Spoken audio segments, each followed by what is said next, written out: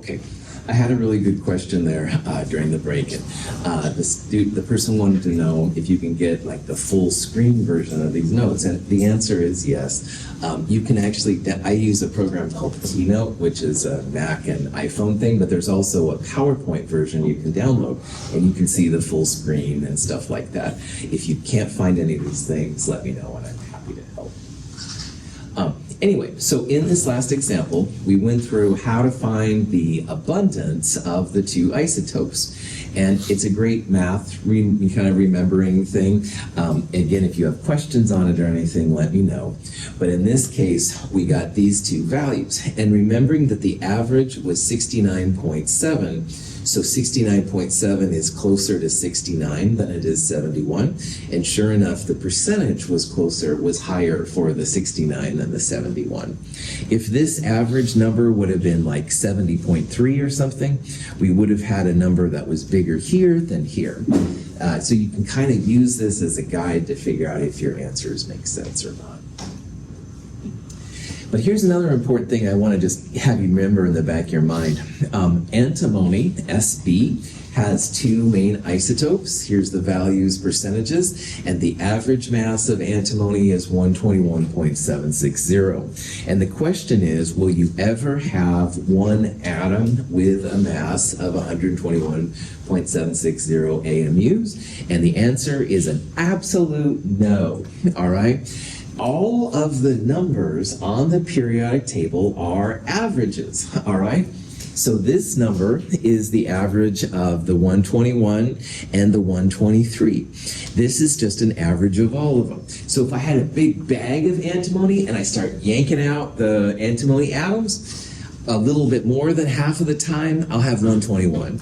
And about 4 out of 10 times or so, I'll have 123. But you're never going to have an atom of 121.76. And I think that's important to remember. But the next question is, why are we even using these numbers?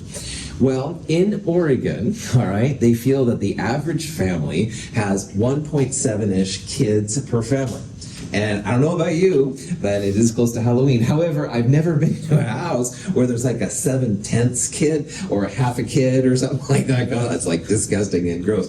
So these kind of numbers, you have to keep them in context. So no family in Oregon has 1.7 or 1.8 kids. They'll have 1 kid or 2 kids or no kids or 3 kids, et cetera, something like that.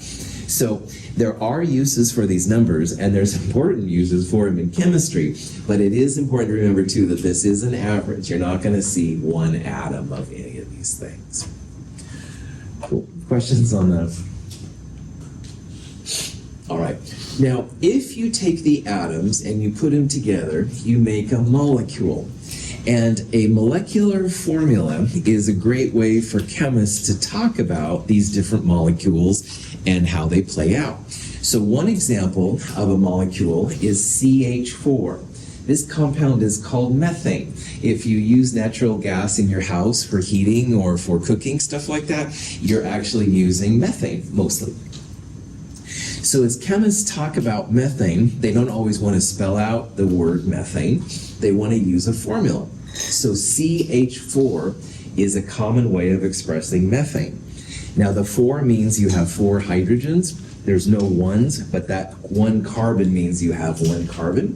Methane is CH4. There are some rules that are used for expressing formulas. If there's a metal, metals usually go first and the non-metals go second. If you remember, we talked about last Thursday, the metalloid line on the periodic table separates metals from non-metals. Metals are basically to the left, non-metals are to the upper right. So if the metal is present, metals usually get listed first. But if you do have all non-metals, and carbon and hydrogen are both non-metals, then usually what happens is carbon is first, hydrogen second, oxygen, nitrogen after that. Those are kind of loose rules. Carbon, we're going to see, is really important when it comes to non-metals, so that's why it's usually listed first. Now, the hip chemist, and you will be hip chemist by the end of Chem 221 as well, by the way, can know more information about CH4 than you might initially see. So we're going to start building in chapter 4 these kind of structures, which are called Lewis structures. And Lewis structures show how the atoms are connected to each other. So in this case, those hydrogens are all around the carbon. Carbon likes to have 4 hands, all right? And each of those hands makes connection to something else. In this case, each of those hands is connected to hydrogen. In 3D space, though, it doesn't look like a flat molecule. It actually has width and depth and those kind of things. So this is a geometric representation of what CH4 looks like. It's not flat. The hydrogens aren't directly across from each other. We'll talk about that in a future lecture as well. And finally, once in a while, you'll see these kind of structures. These are called space filling. To draw a carbon-hydrogen interaction, people will usually use either single lines or kind of this ball and stick kind of thing. But in reality, the hydrogens and the carbons get really close to each other. Their electrons actually blend together to make that carbon-hydrogen bond. So in reality, this is probably the best representation, but it's so difficult to see where the atoms are connected. If you have a big molecule, I find these unwieldy, not very helpful, but it is probably the most accurate. So I'm just throwing these all up there to show the different ways that chemists talk about things. This is called a structural formula. All right, it kind of shows what the thing looks like. I guess this would be a better structural formula and stuff, but we'll see a lot of these as we go through the class too. Here's a better, more interesting representation. This compound is called glycine. And glycine has 2 carbons, 5 hydrogens, a nitrogen, and 2 oxygens. That's all the atoms condensed. So if I'm sending you an email and I don't want to write glycine, this would probably be the version I would use. All right, kind of condensed down. However, scientists have studied glycine quite a bit. And if you look right here, there's a nitrogen with 2 hydrogens, and the nitrogen is connected to the 2 carbons, you can see right there, and the last carbon has an oxygen here and an OH right there. So this version is better than this version because it shows a little bit of how the atoms are oriented in space. This would be the Lewis structure or the structural formula of what this thing looks like. So this is cool, this is better, and these 2 are better yet. This one's probably the most accurate, but that doesn't work for me by most chemists. So we're going to build Lewis structures in an upcoming chapter, so I'm just kind of showing you the things. It's kind of, all right, fun. All right, look who's talking, but I think it's fun. Anyway, some elements they don't want to come to a chemical party, if you will, by themselves. They always want to come with a partner. Most atoms are happy coming to parties by themselves. But some of them, especially these 7, always come in pairs. So one thing that will be really important to us coming up, the 7 diatomics. Because there are 7 elements that always come in pairs. Unless you're next to the sun or in a high-powered chemistry lab, all of these are going to be in pairs of 2. So this is a silly thing, but it has always worked for me. Have no fear of ice clear brew. And I'm sure it's root beer, so you don't have to, just say no, kids, if you're under 21, 19 in Canada. However, have no fear. Ice clear brew is just an acronym for the 7 diatomics. So have is hydrogen, N is nitrogen, clear is chlorine, etc., etc. A lot of people like Hunkelbrief, which is fine if that works for you. There's other ones out there. If you have any cool ones, share them with me. But here's why this is important. Hydrogen always comes in a pair, always comes as H2. If you have hydrogen gas, you have H2. On the other hand, right next door is helium, number 2. Helium is not on this list, so that means that helium just comes as 1 atom at a time. And lithium, number 3, and beryllium, number 4, they're not on this list, all right? However, if you go over far enough, nitrogen is on this list, N2. And we're breathing oxygen, the of right there. All of those are going to be these diatomics. There are a couple of other weird ones. Sulfur makes an octamer. Phosphorus makes a tetramer. You don't need to worry about those. But these 7, oh yeah, they're going to be kind of important to us. So. Questions? Here's just a cool video. They cut this leaf, and then they actually can see, using a solution, the oxygen being formed on it. I think that's just cool. So they're seeing the bubbles form because oxygen is a gas and stuff like that. So life things are cool. Everything I studied was dead, so that's why I'm probably fascinated by life things. But anyway, neither here nor there. Now, another weird twist on some of these elements is that some of them, this is mostly carbon, but sometimes oxygen, some of them form what's called an allotrope. Now, you've probably all been at one time or another using pencils, all right? Pencils, they call it lead, but it's actually graphite. And graphite is a form of carbon. And down here, this is what graphite, quote unquote, looks like on an atomic scale. There's basically sheets of carbon in graphite. So as you write on a piece of paper, one of the sheets like stays on the paper. That's what allows us to make the words and stuff like that. So graphite, really, really helpful, very, very common.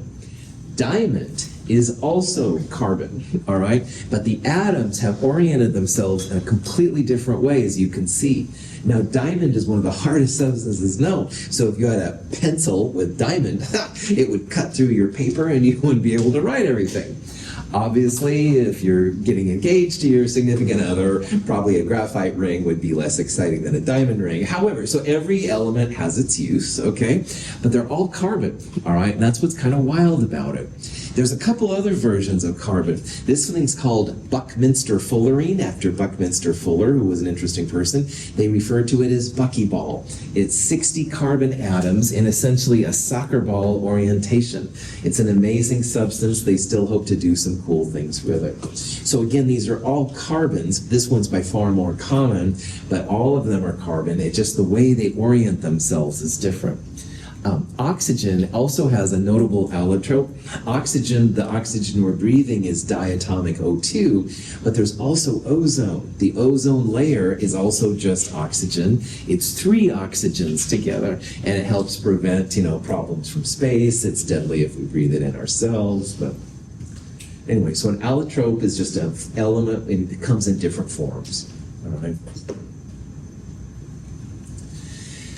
An empirical formula is something that's important when it comes to formulas. So earlier we saw like CH4 for methane and glycine, stuff like that. Well, an empirical formula is the smallest whole number ratio of atoms in a compound. So up here in this little picture is a picture of what compound called benzene. Benzene is a compound I used to use all the time in lab, and then later on they found out it's carcinogenic, so that hasn't affected me at all. But anyway, now, people get smarter about things, and hopefully I'll be okay. But anyway, benzene is now a controlled substance. It's more difficult to get and stuff like that. Neither here nor there. Benzene's formula has 6 carbons and 6 hydrogens. This is what it looks like. We'll talk about this more in the Lewis structure area. The empirical formula of benzene will have the smallest whole number ratio of atoms. So since there's 6 carbons and 6 hydrogens, if we divide both of those numbers by 6, you'd have 1 carbon and 1 hydrogen. That would be the empirical formula of benzene. Acetic acid is the active ingredient in vinegar. Acetic acid has a formula C2H4O2. All right, this is what it looks like, if you will. The empirical formula will be the smallest whole number ratio. And I really want you to focus on whole numbers. Chemists usually don't use fractions whenever we can help it. So for example, on this one, the empirical formula, if you divide all of these by 2, would be 1 carbon, 2 hydrogens, and 1 oxygen, CH2O. It's possible to divide all of those numbers by 4. So you'd have only 1 hydrogen, and then you'd have half of a carbon and half of an oxygen. But again, chemists don't usually do fractions. So smallest whole number ratio of atoms is what you want. So instead of dividing them all by 4, it's better to divide them all by 2 to get whole numbers. Is that cool? So remembering that you want the smallest whole number ratio of atoms, P4O10 is an interesting compound. It gets really bright when it's ignited and stuff like that. If we wanted the empirical formula of P4O10, you want the smallest whole ratio number of atoms. If we divide both of these numbers by 4, we would have 1p, and 10 fourths becomes 5 halves, which is 2.5. That would be a potential empirical formula. But are all of the values whole numbers? No, that's right, yeah. So that's a little too low, all right? Don't want to go down that low. No fractions in chemistry except for one time when I can't fight it, long story short. Let's divide them both by 2, okay? So 4 divided by 2 would be 2 phosphorus. 10 divided by 2 would be 5 oxygens.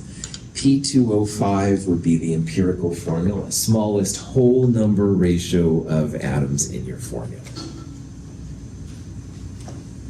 Any questions on that?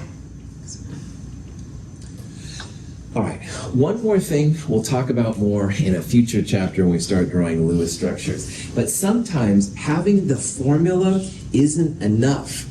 So if I said, hey, I've got some C2H6O, all right, and you're cool. Because one version of C2H6O is drinking alcohol, which is ethanol. Woohoo! Now again, just say no, especially if you're under 21, 19 in Canada. However, ethanol, drinking alcohol, is C2H6O. But the problem with C2H6O is that there's another version of it. Now, in the drinking ethanol version, you have a CH3, then there's a carbon in the middle, CH2, and then an OH on the end. If you take that oxygen and put it between the carbon, so you just connect the hydrogen where the oxygen was and put the oxygen in the middle, you make a totally different substance, dimethyl ether. And you don't want to be playing around with dimethyl ether. It's a cool chemical. You can do some cool things with it, but it's not as much quote-unquote fun as you could have with drinking alcohol, if that's where you want to go. And again, no peer pressure. However, so I'm just trying to point out here that the same formula can have different results depending on what it looks like. Ethanol versus dimethyl ether, pretty different. Here's another example. Acetic acid, good for vinegar and salad, stuff like that. An equivalent formula, but different structure, is this crazy thing, which is called methylformate. So what they did here is they took this oxygen between the carbon and the hydrogen, and they moved it between the carbons. And it makes this thing methylformate. There's some cool things you can do with methylformate, but you certainly wouldn't want to put it on your salad. All right, methylformate will mess you up. So same formula, different structures. Chemistry. We'll talk more about this when we start drawing Lewis structures. I'm just trying to open the door here and let you see what's coming down. Questions? So, how do we know if we have C2H6O? How do we know which formula, structure we have? And these are all really good questions. But before we can answer any of these, we need to know how to make our compounds. So we can make C2H6O or NaCl. And if you just start throwing stuff together, who knows what you'll end up with, all right? Like if you did that with a cake, you might end up with too much flour, or you'll have too much water, or too many eggs, something like that. So chemists need a counting unit. And the best analogy for what a counting unit is the dozen, all right? And you've maybe heard of the dozen before. A dozen is 12. So I said, hey, go to the store and get a dozen donuts. No problem. You'd go get 12 donuts and bring them back. And then I think, oh, well, this is a bigger class. Maybe you should get 2 dozen. No problem. 12 times 2 would be 24. You can get 2 dozen donuts and be good to go. Or half a dozen and stuff like that. And you can have a dozen roses. You can have a dozen books. Anything with 12 is what you can do. Well, in chemistry, we need something like the dozen. So we call it the mole. And the mole is not the little thing that runs through your grass maybe and makes hills and stuff like that. That's a different kind of thing. The mole is actually a counting unit for chemists. I call this the chemist's dozen. A baker's dozen is 13. If that's something you knew, cool. If you don't worry about it. But chemists need a counting unit like the dozen, and it's called the mole. And the mole is very cool. You can have a mole, you can have half a mole or 3 moles, and it is relate back to the number of pieces. This guy, Ostwald, was the first one to think about this as a type of a value. And it's incredibly important. Remember how small the atoms are, all right? There's so many atoms in a teaspoon, stuff like that. So none of us, all right, are gonna go 1, 2, 3, 4, 5 and count out atoms. First of all, the technology is hardly there. And second of all, these numbers are so big, it would take all of our lifetimes and our children's lifetimes to get anywhere. Sorry. So with the power of the mole, we don't need to count like we would normally. And I'll talk about that. So like I said, a dozen is 12. And if you have 12, you have a dozen. Everybody more or less kind of knows that, which is cool. Well, the chemist's dozen, the mole, is a huge number. All right? It's 6.022 times 10 to the 23rd. That's the number of the mole, okay? And I want to talk about here what that number means, because 10 to the 23rd is kind of abstract. 10 to the 9th is a billion, all right? And a billion is big. And if you have a billion, that would be 10 to the 18th. So if a billion is massive, a billion would be, of course, even more massive. And 10 to the 23rd, it's bigger than a billion by several orders of magnitude. So these numbers aren't just huge, they're freaking huge. And in the G-rated class, freaking is my F word, but you can apply your own F words if you wish to. However, they're super large, all right? Massive numbers of atoms and molecules in these different things. But here's where it's just fan-freaking-ta. Oh, by the way, the 6.02 10 to the 23rd, it's called Avogadro's number. Avogadro was the scientist that first proposed, essentially, the chemist's dozen number. He didn't calculate what it was, but he thought it might be helpful, and it was. Sometimes Avogadro's number gets the symbol capital N little a. So if you see that, that's what it means. But here's where it gets really exciting. Chemists have been so clever, it just blows my mind, is that if you have 12 grams of pure carbon-12, you have an Avogadro's number of atoms, 6.022 times 10 to the 23rd.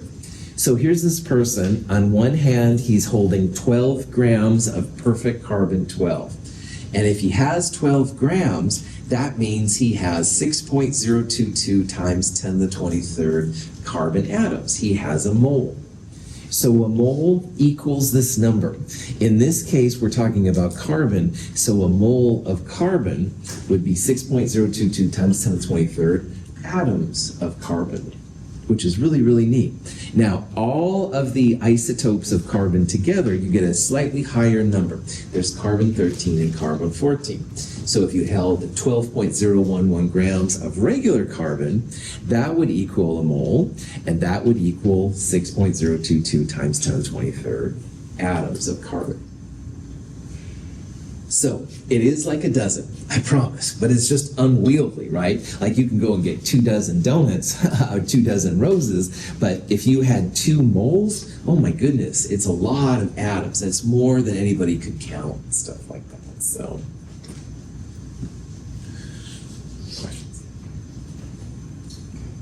Now, here's where it's really cool. The molar mass is how many grams you need to get to a mole. And if you get to a mole, 6.022 times 10 to the 23rd atoms, all right?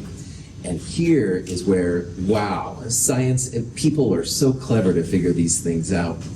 So remember earlier we saw how the average mass of one atom was the atomic mass numbers up here. So for example, if you look at carbon over there, 12.0107 would be 12.011. That's the mass of an individual atom. The way that they have oriented this as well, that number has 2 meanings. It means the average mass of one atom, which is kind of interesting, and the units would be AMU, but it also represents the grams in a mole of the element. So if you have 12.011 grams of carbon, you have a mole of carbon. And a mole is 6.022 times 10 to the 23rd. So here's a little picture, and each one of these representations represents 6.022 times 10 to the 23rd atoms. This is for zinc, 65.4. This is for copper, 63.5, etc., etc. Nobody counted these out, but they used a balance, which is what we used in the density lab on Tuesday. They measured out those values. They got how many grams they were. They looked on the periodic table and said, hey, that's a mole. And each of those represents 6.022 times 10 to the 23rd. So, important punchline right here of the stuff I just said. Those red numbers, those atomic masses, two important reasons in chemistry why we use them. Number one, it's kind of cool to know what the average mass of an atom is. So, oh yeah, boron, 10.811 AMUs, although sometimes they're 10 and sometimes they're 11, all that stuff we talked about. But the version we're going to use more often, 10.811 is the molar mass, the grams in a mole of boron. And if you measure out 10.811 grams on one of our top-loading balances that you used on Tuesday, you have 6.022 times 10 to the 23rd atoms. And that's cool. No more just randomly throwing things in. You can have one mole reacting with a mole of this and stuff. You can control how chemicals are made. And that's why the molar mass is so freaking awesome. Getting kind of excited here, sorry. Questions on? Okay, so here's just some different elements, all right? First table here, it lists the average mass of an atom, the AMUs, all right? And that's kind of interesting. So hydrogen is one of the lightest ones, chlorine is one of the heavier ones, stuff like that. These numbers represent the grams of the element you need to get to a mole. And again, notice, same number, all right? But the difference with this number is that if you measure out a gram, the molar mass of that compound, you have the Avogadro's number worth of atoms. So 12.01 is the number for carbon on the periodic table. That's a mole. And a mole of anything, 6.022 times 10 to the 23rd atoms. And the same thing for all of these. Now, let's say that we measured out 24.02 grams of carbon, twice this amount. That would be 2 Avogadro's number worth of atoms. You'd have 12.044 times 10 to the 23rd or something like that. It's amazing how people figured this out. Even after all the years I teach this, I'm still blown away. It just shows how human capacity for figuring things out. Prof had back on, I think it fell off there. Questions? So here's a kind of question you might get asked.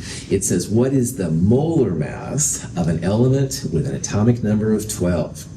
So first of all, let's remember, atomic number, does it equal the number of neutrons, number of protons, or number of electrons? Protons, that's right, represents the number of protons. So what we want here is we want to find the element that has 12 protons, which is magnesium. All right, so magnesium, the number we're going to use is this one right here. Two meanings for it. 24.3050 can represent the AMUs, but 24.3050 is also the molar mass for magnesium. And what that means is that on a scale, you measure out 24.3 or so grams of magnesium, you'll have a mole, and a mole means 6.022 times 10 to the 23rd atoms. We will use those red numbers a lot, all right? And that's why I want you to use my periodic table, so that in case you're using an older one or something weird, you'll have the same values as I will. The values do change over time as they get better samples and stuff, so. Any questions? Okay. So, magnesium metal burns. The product of the reaction has a greater mass than that of the original magnesium. John Dalton's atomic theory successfully explained this seemingly strange result. in John Dalton's time, he took a piece of magnesium, he measured it out on a scale before burning it, and after burning it, he collected the ash and the ash had a bigger mass than what he started with. And he figured out what happened. We'll talk about that more in a later lecture. But magnesium, when it burns, does have a really bright light. People that go on rescue missions for hikers that are stranded and stuff, a lot of times they'll use magnesium flares. It's very, very bright. It can be seen from a long ways away. But anyway, let's say that we have 0.200 grams of magnesium. And if you have on your pinky, 0.200 grams would fit there. It's a very, very, very small amount of magnesium. From that value and the molar mass on the periodic table, we can find how many moles are in that grams and also how many atoms are in the grams, all right? Most of the time, if you use molar masses to the hundredths, which is 2 decimals to the right, you will be good to go in all of the chemistry classes. So up here under magnesium, the full value on these periodic tables, 24.3050. And there's nothing wrong with using those numbers, but it does take more time to put those extra digits in. So if you cut numbers off at the hundredths, which is what I did right here, you will be good to go, all right? So anyway, we're starting with grams. We want to first get to moles. And this is a conversion unit between grams and moles. And you can put 24.31 grams on top and 1 mole on the bottom. You can also put 1 mole on top and 24.31 grams on the bottom. And remember, most of these problems, whatever you're starting with, you want that unit in the bottom. So we're going to have 24.31 grams in the bottom and a mole on top, so the grams will cancel out. So if you do this, grams over grams cancels out, goes to 1. Moles are the only thing left. 3 sig figs in, 4 sig figs, so we want to cut this off at 3 sig figs. In your calculator, 0.008227, etc., we'll cut it off after the last 2, but the first digit is between 5 and 9, 7, so we'll round up. 0.00823 or 8.23 times 10 to the minus 3 moles. Any questions how that came in? Okay. 8.23 times 10 to the minus 3 moles, whoopee-doo. That doesn't mean anything to me. I still don't understand, even to this point, honestly, that much about moles. But the next piece is pretty cool, because what we're going to do now is figure out how many atoms are in that. So what I would do is, once you go grams to moles, a mole of anything is 6.022 times 10 to the 23rd atoms. So if you take the moles, you multiply by Avogadro's, which is atoms per mole, 3 sig figs, 4 sig figs, cut it off at 3 sig figs. But oh my goodness, 4.96 times 10 to the 21st atoms. So on your little tiny pinky holding this really small piece of magnesium, again, you have more than 1 billion atoms, all right? It's just a massive amount of atoms in very, very small quantities. And this is an example of how you can calculate it and figure out what's happening. Any questions? Here's a question. It says we have 3.011 times 10 to the 23rd atoms of pure carbon-12. Now, first of all, 3.011 times 10 to the 23rd looks a lot like 6.022 times 10 to the 23rd. And if you figure it out, this divided by Avogadro's means you have half of a mole. So we have half of a mole of pure carbon-12. And the question is, how many grams of carbon-12 do we have? Well, if it's pure carbon-12, then you have 12.00, etc. grams per mole. So if you do all of this, it comes out to be exactly 6 grams, 6.000 to 4 sig figs. Now here's a more better way to solve it. This divided by Avogadro's is exactly half of a mole. And since it is pure carbon-12, that's the point where everything's defined. It's 12.00 grams per mole carbon-12. So 6 grams pure carbon-12. Questions on that? Okay. Besides just drinking ethanol, which is the drinking alcohol, you can also have lots of other uses of ethanol. It's used in medicine for applying ointments, and it can be used as a solvent, taking grease off, etc., etc. You can find the molar mass of a compound just as well as the atoms we've been going through. So ethanol has a formula C2H6O. It has 2 carbons, 6 hydrogens, and 1 oxygen. So if you wish to find the molar mass of it, you just add up the individual atoms and then see what the total value is. So ethanol, 2 carbons, 6 hydrogens, and 1 oxygen. So on the periodic table, again, you can notice here, I'm cutting these off at the hundredths usually. Carbon, 12.01 grams per mole, and there's 2 of them. So that means there's 24.02 grams of carbon in this compound. 6 hydrogens, hydrogen 1.0079, etc., etc. Don't use all those sig figs. Cut it off at the hundredths usually is fine. In this case, 6 times 1.01, you get 6.06 grams of hydrogen. And to 4 sig figs oxygen, 16.00 grams per mole. And there's 1 of them, so 16. So if you take this number, add it to this number, add it to this number, this gives you the molar mass of ethanol. How many grams are in a mole? So if you would measure out 46.08 grams of ethanol on one of our scales, like we did on Tuesday, you will have a mole of ethanol. And a mole of ethanol would be 6.022 times 10 to the 23rd molecules of ethanol. Pretty cool. In this class, we're going to do lots of molar mass determinations, all right? We'll use the molar mass to go grams to moles or molecules to atoms, whatever, and it can be really important. You can get either online or for an app for your phone or something, a website, that's what they call a molar mass calculator. And I do highly recommend that you find one. A lot of them are free. I wouldn't pay for one unless you really want to, but a molar mass calculator can be really cool. Yes, you can go through and figure out these molar masses like we just did right here for anything. No problem. But we're going to do so many of them. If you can just put in C2H6O, enter, and out pops the molar mass. Oh, yeah. So anyway, it's optional, not required, but it can save you some time, and it's totally legit to you. Questions?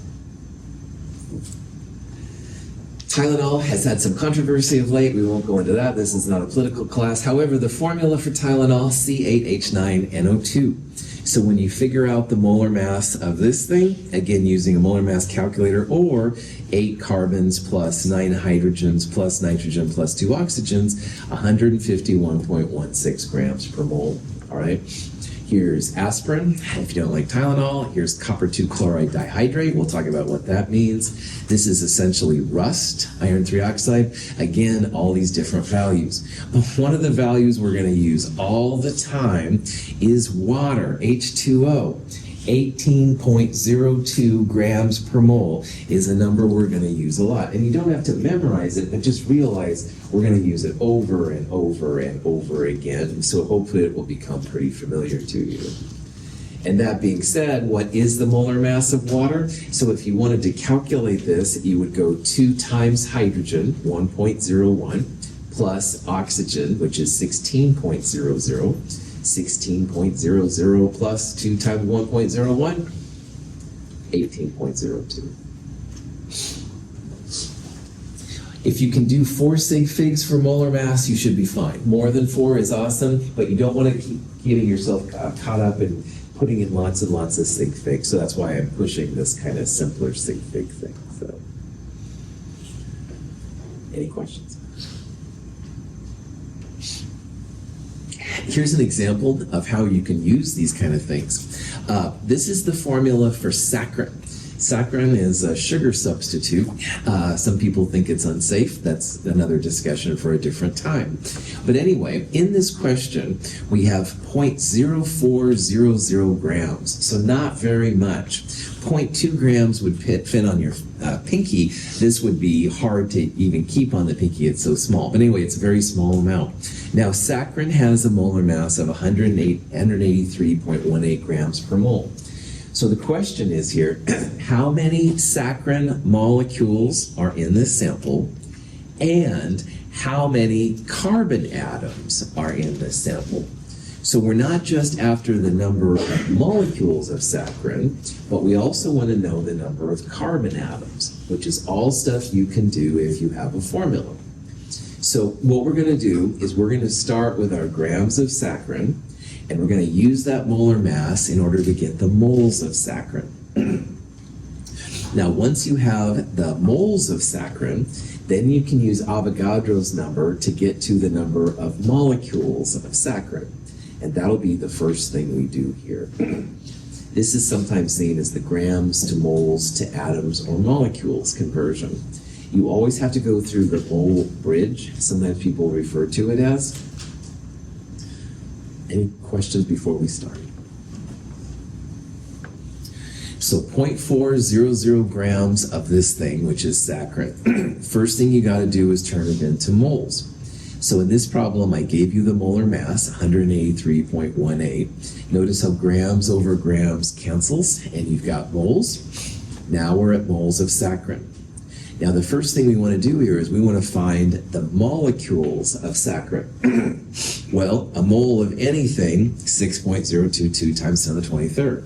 And since this is a mole of saccharin, a compound, that means we have 6.022 times 10 to the 23rd molecules of saccharin in a mole of the compound. So in your calculator, 0.04 divide by 183.18 times 6.022 times 10 to the 23rd. This is 3 sig figs, 5 sig figs. Please use the 4 sig fig value of Avogadro's number. Final answer should have 3 significant figures, 1.31 times 10 to the 20th molecules of saccharin. So a very small amount of saccharin has a massive number of molecules in it. But there's one more part we need to do here. It also wants to know how many carbon atoms are in this many molecules. This is where the formula will help out, because notice that in the formula, it's C7H5NO3S. There are 7 carbons per molecule, all right? There's also 5 hydrogen atoms per molecule, and 3 oxygens and 1 nitrogen per molecule. But in this question, we want the number of carbon atoms. So once you have the number of molecules, well, every molecule has 7 carbon atoms. So there's 7 carbon atoms in 1 molecule of this saccharin beast. An even bigger number of atoms pops up. So it's just amazing the kind of things you can do with it. And again, saccharin, this amount of saccharin is probably common if you use saccharin in a coffee drink or a soft drink. And it's not a big part, all right? But when we consume like a drink, like a Monster or a coffee, something like that, the number of atoms we consume is just amazing, all right? This is just the carbon atoms in the saccharin. That doesn't include the water and the flavoring or caffeine or whatever else is in it. So, anyway. Any questions? Okay, so that's actually it for chapter 2. And again, chapter 2, atoms, molecules, ions, stuff like that, pretty cool. We're going to take a little bit longer break, and at 10:30, I am going to start talking about chapter 3. Chapter 3 is a big chapter, and I kind of need to get started on it here. So take a break, stretch your legs. We will start back up here at 10:30.